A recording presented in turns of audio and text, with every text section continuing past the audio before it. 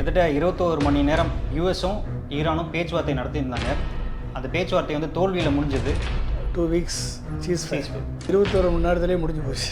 Nuclear capability கம்ப்ளீட்டாக வந்து they have to stop the nuclear enrichment and nuclear weapon capability. அந்த யுரேனியத்தையும் enrich பண்ண யுரேனியத்தையும் கொடுத்துடணும். ஆமாம், கொடுத்துடணுன்றது அவங்களுடைய டிமாண்டு. அவங்க சொல்கிறாங்க இது வந்து sovereignty issue, it's a non negotiable national right அப்படின்றாங்க. யூஎஸ் என்ன சொல்லுது, free navigation of global oil shipment கேட்குறாங்க. ஈரான் என்ன சொல்லுது, strategy control and leverage over the strait. ரீகன்ஸ்ட்ரக்ஷனுக்காக அந்த பணத்தை கேட்குறான். எல்லா ஸ்டேட்லேயுமே இது மாதிரி தான் நடக்குது. Full right free navigation of global oil ஷிப்மெண்ட்னா என்ன அர்த்தம்? இவர் கொடுப்பாரா ஃப்ரீ நேவிகேஷனை? இவர் எங்கேயாவது ஃப்ரீயாக சப்ளை பண்ணியிருக்காரு ஆயில்? ஸ்டேட் ஆஃப் ஹார்மோஸை வந்து நாங்கள் கண்ட்ரோல் எடுக்க போகிறோம். இனிமேல் வந்து எந்த ஒரு கப்பலும் ஸ்டேட் ஆஃப் ஹார்மோஸ்க்குள்ளேயும் போக விட மாட்டோம், வெளியும் போட மாட்டோம் அப்படின்ற மாதிரி ட்ரம்ப் வந்து ஒரு அதிரடியாக ஒரு அறிவிப்பு விட்டுருக்காரு. இது வந்து ஒரு மிகப்பெரிய ஒரு கான்ஃப்ளிக்டை கொண்டாந்து விடும். இது வந்து எல்லா நாடுகளுக்கும், இப்போ இந்தியா சைனா மற்ற நாடுகளுக்கு, ஏஷியன் கண்ட்ரீஸ்க்கு ஒரு மிகப்பெரிய ப்ரெஷராக வந்து கிரியேட் பண்ணும். பிளாக்கேட் நடக்கும் அப்படின்னா ஒட்டுமொத்த குளோபல் ஆயில் சப்ளை 20% கட் ஆயிரும். அப்போ முதல்ல பாதிக்கப்படக்கூடிய நாடு இந்தியா. இனிமேல் தான் விலையேற்றம் நடக்கும். இப்போ வந்து ஃப்ராங்க் பீட்டர்சன், அதுக்கப்புறம் வந்து மைக்கேல் மோஃபி அப்படின்னு சொல்லிட்டு இன்னொரு 2 கப்பல் அனுப்பிச்சிருக்காங்க. அதுக்கு வந்து ஐஆர்ஜிசி அவங்களோட சார்பிலிருந்தும் வந்து எச்சரிக்கை விடுத்திருக்காங்க. ஸ்ட்ரெயிட் ஆஃப் ஹார்மஸை பிளாக் பண்ணால், அவங்க இந்த அமெரிக்கன் கப்பல் பிளாக் பண்ணால் அந்த 2 கப்பலையும் தகர்த்தெறிவதற்கான அனைத்து நடவடிக்கைகளும் அவர்கள் எடுப்பாங்க. இந்த கப்பலும் வந்து ஓட வேண்டிய நிலை ட்ரம்ப்புக்கு ஏற்பட்டால், ட்ரம்ப்புக்கு இதை விட அவமானம் கேவலம். வெனிஸ்லா ஆயிலை விற்கிறதுக்காக தான் இப்போ இந்த பிளாக்கேட் நடக்க போகுது அப்படின்ற மாதிரி விமர்சனங்கள். ஆமாம், நீங்கள் இதை பிளாக் பண்ணிட்டா நீங்கள் வெனிசுலா ஆயில் தானே, வெனிசுலா ஆயிலை நம்பியிருக்கணும், ரஷ்யன் ஆயில் நம்பியிருக்கணும். ரஷ்யன் ஆயில் வாங்கணுன்னா நம்ம பிரதமர் வந்து ட்ரம்ப்புடைய பெர்மிஷன் வாங்கணும். ஏன்னா அவர் தான் ரியல் பிரதமர். 30 நாள் தான் டைம் கொடுத்துருக்காரு. இன்னும் அடுத்து ஒரு நாள் கூட வாங்கணுன்னா கூட, ரஷ்யாட்டிருந்து வாங்கணுன்னா கூட அவர்கிட்ட போய் பெர்மிஷன் வாங்கி, ஐயா சாமி எங்கள் தலைவா பாஸ் 14ஆம் லியோ அவர் வந்து ட்ரம்ப் வந்து சர்வ வல்லமை பெற்ற ஒருத்தர் அப்படின்னு சொல்லி அவரே வந்து நம்பிக்கிட்டு இருக்காரு. அவரோட ஃபாரின் பாலிசியால் வந்து அமெரிக்கா மட்டும் இல்லாமல் கத்தோலிக்க சபைகள்லாம் வந்து கஷ்டப்படுது அப்படின்ற மாதிரி அவர் விமர்சனம் பண்ணியிருந்தார். அதுக்கு வந்து ட்ரம்ப் வந்து போப் வேலையை மட்டும் பார்க்கட்டும், பொலிட்டீஷியன் வேலையெல்லாம் பார்க்கறதால நாங்கள் பார்த்துக்குறோம். தலைமை உச்சபட்ச அதிகாரத்தை கொண்ட ஒரு போப்பையே வந்து வேலையை மட்டும் பாரு, எங்களுக்கு தெரியும் அரசியல் அப்படின்னா, அப்போ ஒரு சாத்தானின் ஆவி வந்து ட்ரம்ப்புக்குள்ளே புகுந்திருக்கா இல்லையா? இவர் கிறிஸ்தவ மக்களுக்கு எதிரானவர் என்பது இப்போ உறுதியாயிருச்சா? வடகொரியா கிட்டேருந்து ஈரான் வந்து நியூக்ளியர் வெப்பன் வந்து வாங்கியிருக்காங்க அப்படின்ற மாதிரி ஒரு செய்தி. ஆமாம், ஈரானை நீ தாக்கி நியூக்ளியர் பம்ப் போட்டுற. ரஷ்யாவும் சைனாவும் வடகொரியாவும் 3 பேர் சேர்ந்து அமெரிக்கா ஒரே தூக்கில் எல்லா மாநிலத்திலையும் சென்ட்ரலில் 4 பக்கம் போட்டு விட்டானா, நியூக்ளியர் பம்ப் போட்டால் என்ன பண்ணுவா? நீ தடுத்துருவியா? நீ தமிழ்மெண்ட் நேயர்களுக்கு வணக்கம். இன்று நம் நேர்காணலில் இணைந்திருப்பவர் மூத்த அரசியல் விமர்சகர் முனைவர் டாக்டர் மரியாதைக்குரிய திரு பொன்ராஜ். வணக்கம். வணக்கம்ப்பா சார். கிட்டத்தட்ட 21 மணி நேரம் யூஎஸும் ஈரானும் பேச்சுவார்த்தை நடத்தியிருந்தாங்க. அந்த பேச்சுவார்த்தை வந்து தோல்வியில் முடிஞ்சது. தோல்வியில் முடிஞ்சதுக்கப்புறம் வந்து ஈரானுக்கு வந்து இது வந்து கெட்ட செய்தி அப்படின்னு சொல்லிட்டு அமெரிக்க துணை அதிபராக இருக்க ஜேடி வான்ஸ் வந்து ப்ரெஸ் மீட் கொடுத்துருந்தாரு. அதுக்கப்புறம் வந்து நிறைய விஷயங்கள் வந்து நடக்க போகுது அப்படின்ற மாதிரி சொல்லியிருந்தாங்க. இப்போ வந்து ட்ரம்ப் வந்து அறிவிச்சிருக்காரு, அதாவது ஸ்டேட் ஆஃப் ஹார்மோஸை வந்து நாங்கள் கண்ட்ரோல் எடுக்க போகிறோம். இனிமேல் வந்து எந்த ஒரு கப்பலும் ஸ்டேட் ஆஃப் ஹார்மோஸ்க்குள்ளேயும் போக விட மாட்டோம், வெளியும் போட மாட்டோம் அப்படின்ற மாதிரி ட்ரம்ப் வந்து ஒரு அதிரடியாக ஒரு அறிவிப்பு விட்டுருக்காரு. எப்படி பார்க்குறீங்க சார்? ஈரான் அமெரிக்க போர் நிறுத்த ஒப்பந்தம் 15 நாள் நடக்கணும். 2 வீக்ஸ் சீஸ் ஃபயர். அதுக்குள்ளே 21 மணி நேரத்துலேயே முடிஞ்சு போச்சு. குறைந்த ஆயில் ஒரு நாள் கூட தாங்கல. ஆமாம், அதாவது சால்வ் பண்ணக்கூடிய இஷ்யூலாம் முதல்ல சால்வ் பண்ணிவிட்டு அதுக்கப்புறம் மேஜர் இஷ்யூ வரணும். எடுத்தோடனே மேஜர் இஷ்யூவில் போய் உட்காந்தா எப்படி? சால்வ் பண்ண முடியாத இஷ்யூவில் போய் உட்காந்தா எப்படி? ஓகே, நியூக்ளியர் வந்து ஈரான் கிட்ட இருக்கக்கூடாது அப்படின்றது தான் வந்து அப்படின்றது இவங்களுடைய டிமாண்டு, அமெரிக்காவுடைய டிமாண்டு. நியூக்ளியர் கேப்பபிலிட்டி கம்ப்ளீட்டாக வந்து they have to stop the nuclear enrichment and nuclear weapon capability. அந்த யுரேனியத்தையும் என்ரிச் பண்ண யுரேனியத்தையும் கொடுத்துடணும். ஆமாம், கொடுத்துடணுன்றது அவங்களுடைய டிமாண்டு. அவங்க சொல்கிறாங்க இது வந்து சவரனிட்டி இஷ்யூ, இறையாண்மை சார்ந்த இஷ்யூ, எங்கள் நாட்டினுடைய இறையாண்மை சார்ந்த issue, it's a non negotiable national right அப்படின்றாங்க. இது வந்து எங்களுடைய தேசிய உரிமை. இதை வந்து நாங்கள் வந்து நெகோஷியேட் பண்ணுறதுக்கு we are not ready for negotiation அப்படின்றது அவங்களுடைய ஈரானுடைய எடுத்த உடனே ஃபஸ்ட்டு பிளாக்கேடே பெரிய பிளாக்கேடு. அப்போ அதில் வந்து இதான் பிக்கெஸ்ட் டீல் பிரேக்கர் அது. ஸோ இதை போய் ஆரம்பிச்சிருக்கக்கூடாது, ஃபஸ்ட்டு ஆரம்பிக்கக்கூடாது. மற்ற இஷ்யூவை முடித்து ஓரளவுக்கு ஒரு லெவலுக்கு வந்த பிறகு அதுக்கப்புறம் அதுக்குன்னு ஒரு ப்ராசஸ் இருக்குது, ஒரு மெக்கானிசம் இருக்குது. ஆல்ரெடி இவரை என்பிடி சிக்னேட்ரி, யூ அலோ ஐஏஏ உங்கள்கிட்ட இருக்கா இல்லையான்றதை நாங்கள் செக் பண்ணுறதுக்கு அலோவ் பண்ணுங்க அப்படின்ற லெவலுக்கு போய் ஓகே அதை அலோவ் பண்ணுற அளவுக்கு அவங்கள ஈரானை கொண்டு வந்த பிறகு அதுக்கப்புறம் வந்து உண்மையாகவே அவங்க 400 kg வச்சுருக்காங்க, நியூக்ளியர் என்ரிச்மெண்ட்டு பண்ணி 60% என்ரிச் பண்ணி வச்சுருக்காங்க அப்படின்றது உண்மைன்றதை உறுதிப்படுத்தணும் இன்டர்நேஷ்னல் அட்டாமிக் எனர்ஜி ஏஜென்சி. அந்த லெவலுக்காவது போகலாம் நெகோஷியேஷன். எடுத்தோடனே நீ பண்ணக்கூடாது, ஸ்டாப் பண்ணுன்னா அப்போ நீ பண்ணாமல் இருக்கியா, இல்லை இஸ்ரேல் பண்ணாமல் இருக்கா, ரஷ்யா பண்ணாமல் இருக்கா, யார் பண்ணாமல் இருக்கா, இந்தியா பண்ணாமல் இருக்கா, சைனா பண்ணாமல் இருக்கா, எல்லாம் தான் பண்ணிகிட்ருக்காங்க. ஏன் ஈரான் மட்டும் பண்ணக்கூடாது? அவன் வந்து அப்போ நீ அடிச்சுட்டே இருப்ப, எல்லாத்தையும் வாங்கிட்டே இருப்பானா ஈரானு? ஸோ ஒரு லெவலுக்கு போடுறதுக்காவது யூஎஸ் வந்து ஓரளவுக்கு ஃப்ளெக்சிபிளாக வந்தால் தானே அதுக்கு அடுத்த லெவலுக்கு போக முடியும். ஏற்கனவே they're NPT signatory, they're open for inspection. Israel வந்து is not NPT signatory, they're not open for inspection. அப்போ யார் அடிக்கணும்? ஈரான் அடிக்கணுமா, இஸ்ரேல் அடிக்கணுமா? அமெரிக்கா இஸ்ரேல்கிட்ட 150 குண்டு வச்சுருக்கான் நியூக்ளியர் பாம்பு. அப்போ யார் அடிக்கணும்? அன்டிக்ளேர்டு பாம்ஸ் வச்சுருக்கேன். அப்போ அந்த ஃபெசிலிட்டியை உருவாக்குனது யார்? நியூக்ளியர் என்பிடிலையும் சைன் பண்ணலை, பாம்பும் வச்சுருக்கான், அதை மறைச்சிக்கிட்டு உட்காந்துருக்கான். அப்போ அவனை நீ செக் பண்ணாமல் 2 பேருக்கும் நீ செக்கிங் கொண்டு வா போத் சார். 2 கண்ட்ரியுமே you bring under the inspection. யார்கிட்ட இருக்குன்னு உண்மையாக தெரியும்ல. இப்போ மல்டி கண்ட்ரியினுடைய மேற்பார்வையில் நீ அந்த இன்ஸ்பெக்ஷனை கொண்டு வா. அப்போ அந்த லெவலுக்காவது நெகோஷியேஷன் எடுத்துகிட்டு போகணும்ல யூஎஸ் சைடு. அப்போ அதை வந்து நெகோஷியேட் பண்ணி கொண்டு போகிறதுக்குரிய பக்குவம் வேணும்ல பாகிஸ்தானுக்கு. பாகிஸ்தான் பிரதமர் வந்து ஓகே இது தேர் பிரிங்கிங் அண்டர் த டேபிள். காரணம் பாகிஸ்தான் வந்து அமெரிக்காவுக்கு கட்டுப்பட்ட நாடு தான், ஆனால் ஈரானுடைய நட்புறவு நாடு தான். அதனால் வந்து ஓகேன்னு சொல்லி ஈரானும் பேச்சுவார்த்தைக்கு போகுது. ஆனால் இந்த பாகிஸ்தான் பிரதமருக்கு அட்லீஸ்ட் நான் சொல்லக்கூடிய இந்த ஸ்டெப் இருக்குது பார்த்தீங்களா, எந்த ஸ்டெப்பு எடுத்த உடனே நீ ஸ்டாப் பண்ணு, நீ வந்து இது பண்ணாதேன்னு சொல்கிறத விட்டுட்டு யூஆர் ஆல்ரெடி என்பிடி சிக்னேட்ரி. இஸ்ரேலை வந்து we will bring Israel also under NPT signatory, we will inspect both nations அப்படின்னு ஒரு காமன் கிரவுண்டுக்கு வந்தால் தானே ஈரான் அதுக்கு அடுத்த லெவலுக்காவது போகும். அது நீ எடுத்த உடனே நீ பண்ணு, ஸ்டாப் பண்ணு, நீ பண்ணாதேன்னா அவன் சொன்னுவான் நேஷனல் சவரன் ரைட்டரா நீ யாரா தலையிடுறதுன்னு கேட்பான். பிரேக் முடிஞ்சு போச்சுல. அப்போ டீல் பிரேக்கரை போய் முதல்ல அதை டச் பண்ணலாமா நெகோஷியேட் பண்ணுறவங்க? என்ன அது இன்டர்நேஷ்னல் லெவல் நெகோஷியேஷன் பண்ணுறாங்க? சின்ன சின்ன இஷ்யூஸை ப்ராப்பராக சால்வ் பண்ணிவிட்டு அதுக்கு போய் ஒரு ரைடர் வச்சு அந்த ரைடரெல்லாம் அடுத்த ரைடர்னு போனால் நெகோஷியேஷன் வந்து ஓரளவுக்கு போகும், அந்த நாடும் அதை அக்செப்ட் பண்ணும். அப்போ அது இல்லாமல் போகிறது வந்து அப்புறம் வந்து strait of Hormuz canal issue control. அந்த யூஎஸ் என்ன சொல்கிறது, free navigation of global oil shipment கேட்குறான். Free navigation. ஈரான் என்ன சொல்லுது, strategy control and leverage over the strait. Strategy control வேணும், யார் போகணும், யார் வரணும், எவ்வளோ பே பண்ணணும், ஒரு ஷிப்புக்கு $2 million பே பண்ணணும், எந்த டைமில் போகணும், எப்போ வரணும், பெர்மிஷனோடு போகணும், வரணும். ஸோ இந்த கண்ட்ரோலை கொண்டு வரக்கூடிய எவரி ரைட் வந்து ஈரானுக்கு இருக்குது. ரீகன்ஸ்ட்ரக்ஷனுக்காக அந்த பணத்தை கேட்குறான். எல்லா ஸ்டேட்லேயுமே இது மாதிரி தான் நடக்குது. ஏன் இங்கே மட்டும் ஃப்ரீயாக நடத்தணும்? அப்போ இது அவங்களுடைய ரைட்டு, அவங்களுடைய சவரன் ரைட். அவங்க கண்ட்ரி எவ்வளோ நாள் ஃப்ரீயாக தான் விட்டாங்க. இனி அவங்க வந்து இவ்வளவு பொருளாதார இழப்பை செஞ்சுருக்காங்க, உயிரிழப்பை செஞ்சுருக்காங்க, இழந்த இதை வந்து அவங்க பில்டு பண்ணணும். அப்போ அவங்களுக்கு கேட்பாங்கல்ல அதை. ஸோ அதை வந்து யூஎஸ் வந்து full right free navigation of global oil ஷிப்மெண்ட்டுன்னு என்ன அர்த்தம்? இவர் கொடுப்பாரா ஃப்ரீ நேவிகேஷனை? இவர் எங்கேயாவது ஃப்ரீயாக சப்ளை பண்ணியிருக்காரு ஆயிலு? ஆக்சுவலாக இதுவே வந்து அந்த பிஸ்னஸ்க்காக தான் பண்ணுறேன் அப்படின்ற மாதிரி அவர். அப்புறம் இவர் அமெரிக்கா எல்லாத்தையும் ஃப்ரீயாக கொடுத்துருவாரா? நீ உலகத்துலேயே பவர்ஃபுல் கண்ட்ரி தானே, உலகத்துலேயே அதிக பொருளாதாரம் உள்ள கண்ட்ரி தானே, நீ 30 trillion எக்கனாமிக் மைட் உள்ள கண்ட்ரி தானே, உலகத்திலே வளர்ந்த நாடு தானே. நீ எவனுக்காவது ஃப்ரீ கொடுத்துருக்கியா, ஃப்ரீ சப்ளை பண்ணியிருக்கியா?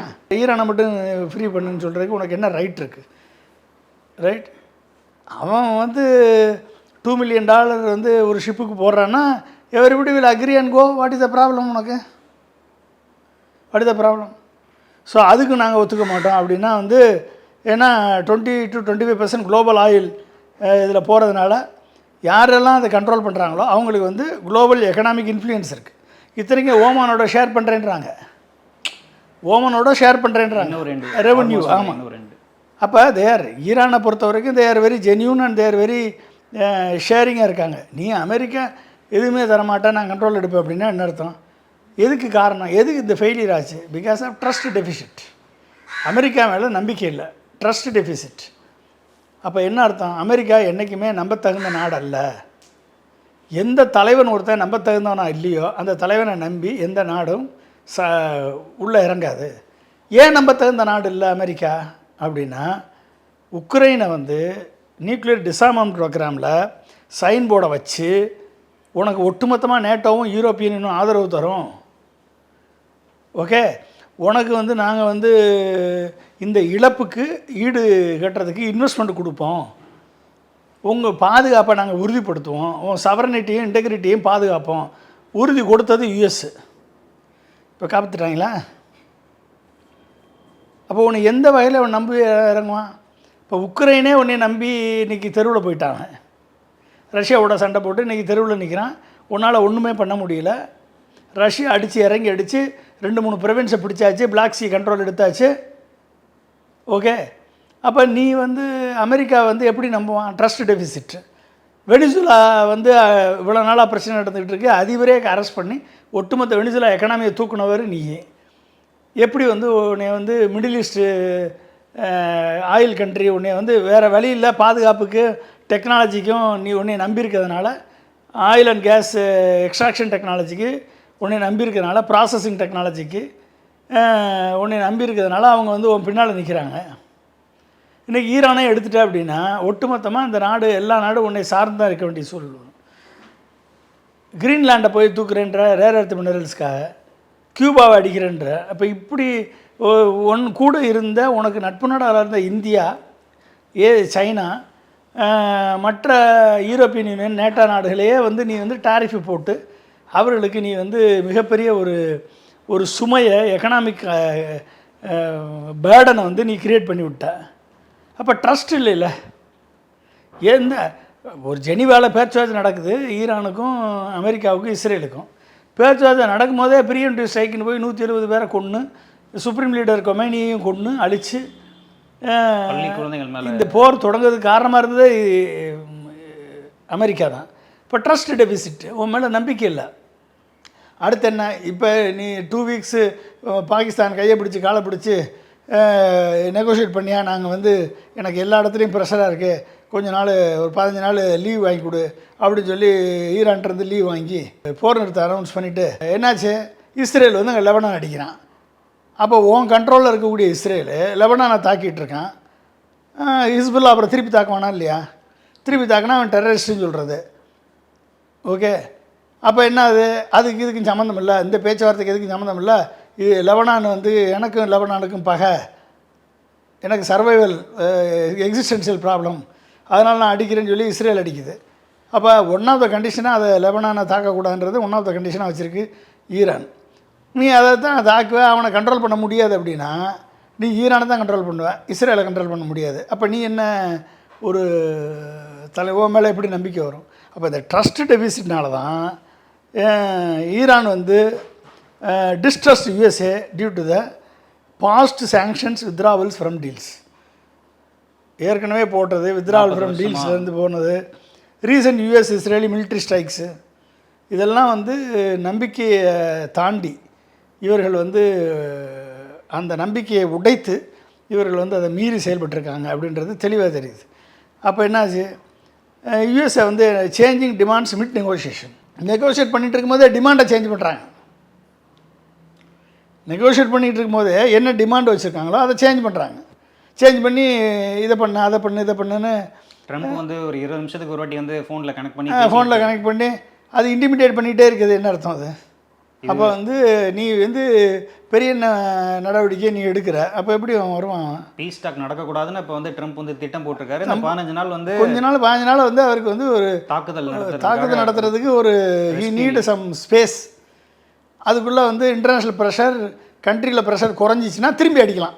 ஓகே, இப்போ ஒரு 2 கப்பல் வந்து திருப்பி வந்து ஸ்டேட் ஆஃப் ஹார்மோஸ்க்கு அனுப்பியிருக்காரு. ஆல்ரெடி ஒரு 2 கப்பல் அனுப்பிச்சிருந்தாரு, அதுக்கப்புறம் தனியாக ஒரு கப்பல் அனுப்பிச்சிருந்தாரு. இப்போ வந்து ஃப்ராங்க் பீட்டர்சன், அதுக்கப்புறம் வந்து மைக்கேல் மோஃபி அப்படின்னு சொல்லிட்டு இன்னொரு 2 கப்பல் அனுப்பிச்சிருக்காங்க. அதுக்கு வந்து ஐஆர்ஜிசி அவங்களோட சார்பிலிருந்தும் வந்து எச்சரிக்கை விடுத்திருக்காங்க. அதாவது போர்க்கப்பல்களை வந்து பேச்சுவார்த்தை நடத்திருக்கும் போது உள்ளே வந்தால் நாங்கள் வந்து போர் மீறலாக தான் பார்ப்போம், ஸோ திருப்பி தாக்குவோம் அப்படின்ற மாதிரி அவங்க எச்சரிக்கை விடுத்திருக்காங்க. இது வரைக்கும் வந்து மற்ற நாடுகளுக்கு, ஈரானோட நட்பு நாடுகளாக இருக்க மற்ற நாடுகளுக்கு வரைக்கும் அந்த கப்பல் வந்து அனுமதிச்சுக்கிட்டு இருந்தாங்க. ஸோ மற்ற நாடுகளில் வந்து அந்த எண்ணெய் பிரச்சனை, பெட்ரோல் ஃபியூல் பிரச்சனை வந்து இல்லாமல் இருந்தது. இப்போ அமெரிக்கா வந்து தடுக்க போகிறோம், ஒன்று அனுப்புனா எல்லா கப்பலையும் அனுப்பு, இல்லைனா எல்லா கப்பலையும் வந்து மூடுவோம் அப்படின்ற மாதிரி ஒரு முடிவுக்கு வராங்க. எப்படி பார்க்குறது? இது வந்து ஒரு மிகப்பெரிய ஒரு கான்ஃப்ளிக்டை கொண்டாந்து விடும். இது வந்து எல்லா நாடுகளுக்கும் இப்போ இந்தியா, சைனா, மற்ற நாடுகளுக்கு, ஏஷியன் கண்ட்ரீஸுக்கு ஒரு மிகப்பெரிய ப்ரெஷராக கொண்டு வந்து கிரியேட் பண்ணும். இதனால் பாதிக்கப்பட போகிறது இந்த நாடுகள் தான் பாதிக்கப்பட போகுது. அப்போ வந்து ஈரானை பொறுத்த வரைக்கும் ஸ்ட்ரெயிட் ஹார்மஸை பிளாக் பண்ணால், இந்த அமெரிக்கன் கப்பல் பிளாக் பண்ணால் அந்த 2 கப்பலையும் தகர்த்தெறிவதற்கான அனைத்து நடவடிக்கைகளும் அவர்கள் எடுப்பாங்க. ஆல்ரெடி எல்லா கப்பலும் வந்து பின்னாடி போயிருந்தது. பெரிய கப்பல்னு சொல்லப்படுற ஜெரால்டு, அப்ரஹாம் லிங்கன்லாம் வந்து 1500 மைலுக்கு பின்னாடி போயிட்டு இந்த கப்பலும் வந்து ஓட வேண்டிய நிலை ட்ரம்ப்புக்கு ஏற்பட்டால், ட்ரம்ப்புக்கு இதை விட அவமானம், கேவலம் ஒன்றும் இருக்காது. இது வந்து தொடருமானால் பிளாக்கேட் நடக்கும் அப்படின்னா ஒட்டுமொத்த குளோபல் ஆயில் சப்ளை 20% கட் ஆயிரும்.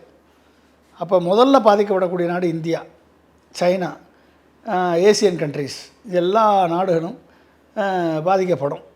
அப்போ அதனால் வந்து இப்போ தான் இனிமேல் தான் விலையேற்றம் நடக்கும். ஓகே.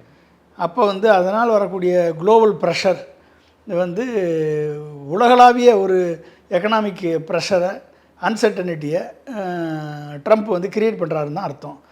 அது வந்து ஒரு மிகப்பெரிய போருக்கு, மிகப்பெரிய ஒரு நீண்ட தொடர்ந்த போருக்கு வித்திடுமா தான் நினைக்கிறாரு. Okay sir. ஒரு பக்கம் வந்து இந்த மாதிரி வந்து ஹார்மோஸ் வந்து க்ளோஸ் பண்ண போகிறேன் அப்படின்ற மாதிரி சொல்கிறாரு. இன்னொரு பக்கம் வந்து என்கிட்ட வந்து சீனா, ரஷ்யா விட வந்து ஈரான், ரஷ்யா விட வந்து என்கிட்ட தான் ஆயில் அதிகமாக இருக்குது, எல்லாரும் வந்து எங்ககிட்ட வாங்க அப்படின்னு ஒரு ஸ்டேட்மெண்ட் சொல்கிறாரு. ஆனால் அவங்களோட உள்நாட்டிலே வந்து பெட்ரோல் ஃபியூல் ப்ரைஸஸ்லாம் வந்து கிட்டத்தட்ட வந்து போருக்கு முன்னாடியிலேருந்து இப்போ வந்து 40% வரைக்கும் உயர்ந்திருக்கு அப்படின்னு சொல்லி அவங்க ஊருக்குள்ளே வந்து பெரிய சண்டை போயிட்டுருக்கு. எப்படி பார்க்குறீங்க இதை? அவங்க இதில் ஏன் உயரணும்? வெனிசுலா ஆயில் இருக்குது, வெனிசுலா ஆயில் ஒட்டமாக உங்கள்கிட்ட வந்துருச்சு, உங்கள்கிட்ட ஏற்கனவே ஸ்டாக் இருக்குது, அப்போ ஏது உயர்த்துறீங்க? அப்போ அந்த உயர்த்துகிற பணம் வந்து போருக்கு செலவிடக்கூடிய பணம். இது அமெரிக்க மக்கள் மீது ஏற்படுத்தப்பட்ட சுமையாக தான் அமெரிக்க மக்கள் நினைப்பாங்க. எவ்வளோ சீக்கிரம் ட்ரம்ப்பை வந்து இம்பீச் பண்ணி தூக்குறீங்களோ அவ்வளோ சீக்கிரம் நல்லது. ஓகே. அது வந்து இல்லைன்னா அமெரிக்கா தெருவில் திவாலாக வேண்டிய சூழல் வரும். ஓகே. இன்னொரு பக்கம் அந்த வெனிசுலா ஆயிலை விற்கிறதுக்காக தான் இப்போ இந்த பிளாக்கேடே நடக்க போகுது அப்படின்ற மாதிரி விமர்சனங்கள். ஆமாம், நீங்கள் இதை பிளாக் பண்ணிட்டா நீங்கள் வெனிசுலா ஆயில் தானே, வெனிசுலா ஆயில் நம்பியிருக்கணும், ரஷ்யன் ஆயில் நம்பியிருக்கணும். ரஷ்யன் ஆயில் வாங்கணுன்னா நம்ம பிரதமர் வந்து ட்ரம்ப்புடைய பெர்மிஷன் வாங்கணும். ஏன்னா அவர் தான் ரியல் பிரதமர், ட்ரம்ப் தான் நம்மளுக்கு ரியல் பிரதமர். அவர் வந்து 30 நாள் தான் டைம் கொடுத்துருக்காரு. இன்னும் அடுத்து ஒரு நாள் கூட வாங்கணுன்னா கூட, ரஷ்யாட்டிருந்து வாங்கணுன்னா கூட அவர்கிட்ட போய் பெர்மிஷன் வாங்கி, ஐயா சாமி, எங்கள் தலைவா, பாஸ், எங்களுக்கு ஒரு பெர்மிஷன் கொடுங்க அப்படின்னு கேட்கணும். ஏன்னா நம்ம தான் அவங்களுடைய அடிமை ஐட்டமே கழுத்து போட்டு. அதனால் வந்து ஒரு நாள் கூட வாங்கணுன்னா கூட அங்கே போய் கேட்கணும். ஸோ அது மட்டும் இல்லாமல் அதிக விலை கொடுக்கணும். இப்போ சொல்லுவார், நீ என்கிட்டருந்து வாங்கிக்கோ, ரஷ்யாட்டில் தான் வாங்கக்கூடாது, ஒரு மாதம் தான் டைம் கொடுத்தேன் உனக்கு, அதுக்கு மேலே பேசாதேன்றவர். சாமி, நாங்கள் உங்கள் கால் தயவு அப்படின்னு சொல்லி உட்காரணும். வேறு என்ன?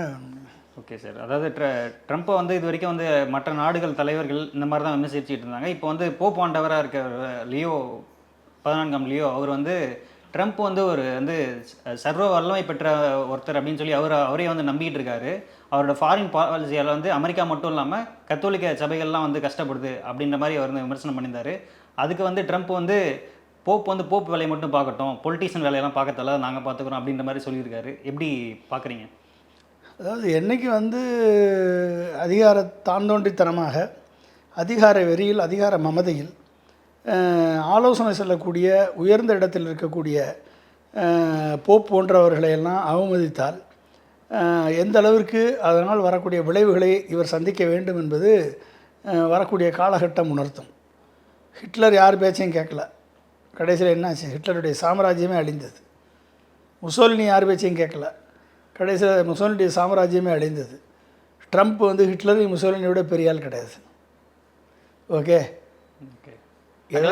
இன்னமும் அவர் வந்து அந்த பவர் பிளான்ட்லாம் தாக்கும், பிரிட்ஜெலாம் தாக்கும் அப்படின்றதுல வந்து ரொம்ப உறுதியாக இருக்கார். அவர் தான் சிவிலைசேஷனே அழிப்பார், ஒட்டுமொத்த சிவிலைசேஷனை அழிக்கக்கூடிய வல்லமை பெற்றவர் தான். ஒரே நேரத்தில் அவர்கிட்ட மட்டும்தான் நியூக்ளியர் பாம்பு இருக்குன்னு அவர் நினச்சிக்கிட்டு இருக்காரு. ரஷ்யாட்ட இல்லை, வடகொரியாட்ட இல்லை, சைனாட்ட இல்லை, இந்தியாட்ட இல்லை, இந்தியாவிலிருந்தும் பிரயோஜனம் இல்லை, அது வாட்டில் நம்மளுக்கு செவனேன்னு இருக்குது. வடகொரியா கிட்ட இருந்து ஈரான் வந்து நியூக்ளியர் வெப்பன் வந்து வாங்கியிருக்காங்க அப்படின்ற மாதிரி ஒரு செய்தியும். ஆமாம், நீ வந்து ஈரானை தாக்குனா ரஷ்யா அங்கேருந்து நேராக அமெரிக்காவை அடித்து தூக்கிட்டா என்ன பண்ணுவீங்க? ஈரானை நீ தாக்கி நியூக்ளியர் பம்ப் போட்டுற, ரஷ்யாவும் சைனாவும் வடகொரியாவும் 3 பேர் சேர்ந்து அமெரிக்கா ஒரே தூக்கில் எல்லா மாநிலத்திலையும் சென்ட்ரலில் 4 பக்கம் போட்டு விட்டானா நியூக்ளியர் பம்ப் போட்டால் என்ன பண்ணுவா? நீ தடுத்துருவியா நீ? அப்போ உலகத்தினுடைய அழிவுக்கு ட்ரம்ப் வந்து வழிகொள்கிறாருன்னு தான் அர்த்தம். 3ஆம் உலகப் போருக்கு வழிகொள்கிறாருன்னு தான் அர்த்தம். அப்போ எப்படிப்பட்ட ஒரு ஆபத்தான நிலையை நோக்கி போப்பினுடைய ஆலோசனையவே புறந்தள்ளுகிறார் என்று சொன்னால், இவர் கிறிஸ்தவ மக்களுக்கு எதிரானவர் என்பது உறுதியாயிருச்சா?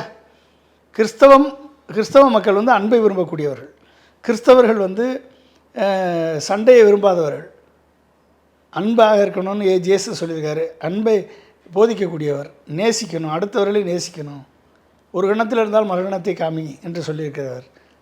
கிறிஸ்தவம் வந்து இன்றைக்கி போப்பே வந்து ஒரு ரோமன் கத்தோலிக்கனுடைய ஒரு தலைமை உச்சபட்ச அதிகாரத்தை கொண்ட ஒரு போப்பையே வந்து உன் வேலையை மட்டும் பாரு, எங்களுக்கு தெரியும் அரசியல் அப்படின்னா, அப்போ ஒரு சாத்தானின் ஆவி வந்து ட்ரம்ப்புக்குள்ளே புகுந்துருக்கா இல்லையா? அப்போ ஒட்டுமொத்த கிறிஸ்தவர்களும் இந்த போருக்கு அகென்ஸ்டாக இருக்காங்கன்றது இப்போ தெரிஞ்சு போச்சா? அப்போ கிறிஸ்தவத்துக்கும் அமெரிக்காவுக்கும் சம்மந்தம் இல்லை, கிறிஸ்தவத்துக்கும் ட்ரம்ப்புக்கும் சம்மந்தம் இல்லை. யூதர்கள், கிறிஸ்துவே தூக்கிலிட்ட, கிறிஸ்துவே வந்து சிலுவையில் இருந்த யூதர்கள், அவர்களது அதிகார வெறிக்கு இன்றைக்கு வந்து ஈரான் பலியாகிறது, அரபு நாடுகள் எல்லாம் வந்து பலியாகுது. இப்போ இதுக்கு வந்து போப்பினுடைய பிரேயர் கண்டிப்பாக இதுக்கு வந்து ஒரு முடிவை கொண்டு வரும். ஓகே, அவங்க ஒட்டுமொத்தமாக உலகம் முழுக்க ஜெபிச்சாங்கன்னா, ஓகே, அந்த பிரேயர் வந்து வல்லமை ட்ரம்ப்புக்கு வந்து உலகம் முழுக்க ஒரு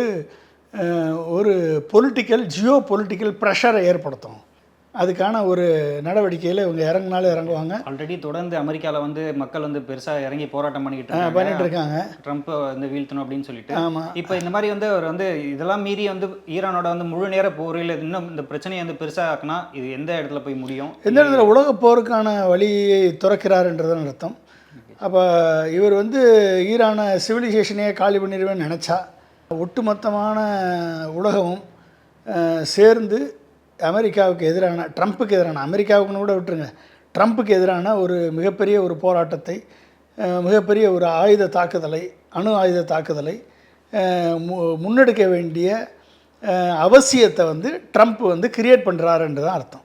இவ்வளோ நாள் வந்து உலக அமைதிக்கு வந்து நான் தான் காரணம் அப்படின்ற மாதிரி சொல்லிக்கிட்டு இருந்தவர் இப்போ இருக்கிறதுனால தான் வந்து உலக அமைதிக்கே வந்து பெரும் கீடாக விளைஞ்சிருக்கு. ஸோ இந்த போர் எப்படி போகுதுன்னு பார்ப்போம். உங்கள் நேரத்துக்கும் உங்கள் பதில்களுக்கும் மிக்க நன்றி.